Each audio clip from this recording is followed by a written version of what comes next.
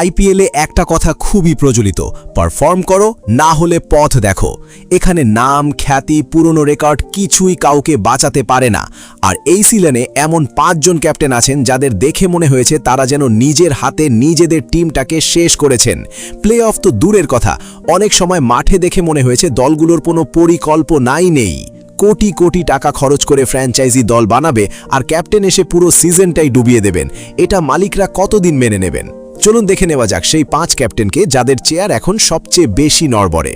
Number 5, Ajinkya Rahane. KKR মাঠে নামলেই ফ্যান্সরা আশা করত একটা লড়াই হবে, কিন্তু বেশিরভাগ ম্যাচেই দেখা গেল ম্যাচ শুরুর আগেই যেন দল হেরে বসে আছে। রাহানের ক্যাপ্টেন্সিতে কেকেআরের শুরুটা ছিল একেবারে দুঃস্বপ্নের মতো। একের পর এক হার, ভুল সিদ্ধান্ত আর মাঠে কোনো আগ্রাসনই দেখা গেল না।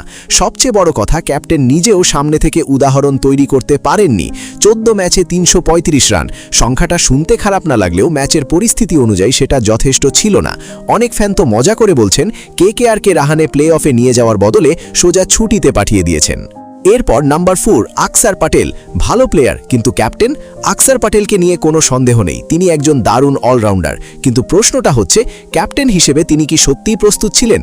দিল্লির ম্যাচগুলোতে অনেক সময় মনে হয়েছে টিমের কোনো পরিষ্কার দিক নির্দেশনাই নেই। চাপের মুহূর্তে সিদ্ধান্তগুলো খুব একটা কার্যকর হয়নি। ব্যাট হাতে 173 রান, বল হাতে 11 উইকেট, কিন্তু একজন ক্যাপ্টেনের কাজ শুধু নিজের পারফরম্যান্স নয়, পুরো দলকে টেনে নিয়ে যাওয়া।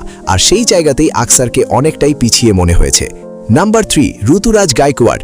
বড় জুতোয় পা গলিয়ে বিপদ। সিএসকের অধিনায়ক হওয়া মানে শুধু একটা দলের নেতৃত্ব দেওয়া নয়, একটা ঐতিহ্যের ভার কাঁধে নেওয়া। ঋতুরাজ সেই সুযোগ পেয়েছিলেন, কিন্তু সেই মঞ্চে নিজের ছাপ রাখতে পারেননি। দল প্লে অফে উঠতে ব্যর্থ। ব্যাট হাতেও বড় বড় ম্যাচে দেখা যায়নি সেই পরিচিত আগ্রাসন। 14 ম্যাচে 337 রান, কিন্তু সিএসকে সমর্থকরা শুধু রান চান না, তারা চান ম্যাচ জেতানো ইনিংস।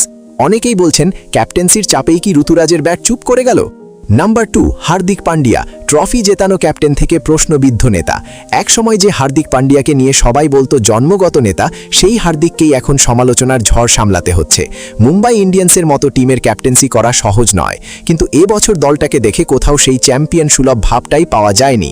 ব্যাট হাতে মাত্র 206 রান, বল হাতে 4 উইকেট। আরও বড় সমস্যা হলো, মাঠে অনেক সময় তার শরীরী ভাষাতেই আত্মবিশ্বাসের ঘাটতি দেখা গেছে। যাকে ঘিরে পুরো প্রজেক্ট তৈরি করা হয়, তার কাছ থেকে এর চেয়ে অনেক বেশি প্রত্যাশা থাকাটাই স্বাভাবিক। নাম্বার 1, ঋষভ পান্ত। 27 কোটির সবচেয়ে বড় ধাক্কা। এবার আসা যাক এই তালিকার 1 নম্বর নামটিতে, ঋষভ পান্ত। 27 কোটি টাকা। এই অঙ্কটা শুনলেই বোঝা যায় ফ্র্যাঞ্চাইজি তার উপর কত বড় বাজি ধরেছিল। কিন্তু মাঠে যা দেখা গেল তা যেন সেই বাজির উল্টো ফল। দলের অবস্থা খারাপ, ক্যাপ্টেনের ফর্ম খারাপ, আর ফলাফলও খারাপ। 14 ম্যাচে 312 রান করে তিনি সমালোচকদের মুখ বন্ধ করতে পারেননি।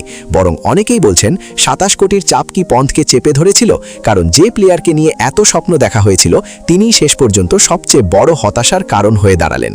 তো বন্ধুরা, এই ছিল সেই 5 ক্যাপ্টেন যাদের জন্য আইপিএল 2026 হয়তো দুঃস্বপ্নের সিজন হয়ে থাকবে।